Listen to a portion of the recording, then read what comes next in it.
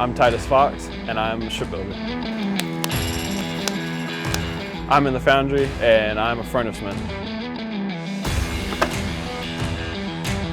We melt the metal and pour our castings.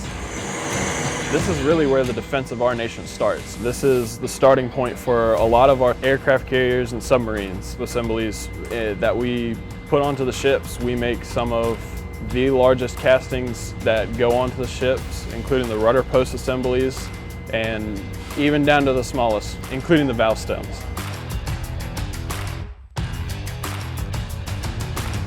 Yeah, the furnacemen and the molders here all take great pride in their work, making sure that we make the best quality castings that we can, trying to remove any defects so that we can ship these parts out and get them onto the boat as quickly as we can.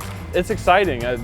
At times it's challenging. The heat can be punishing, especially during the summer months, but it's rewarding, it's worth it. And to be honest, I get a little bit of an adrenaline rush every time we go and pour that metal. I really feel that the foundry is a cornerstone of what we do here in the yard. It's one of many pieces, one of many shops.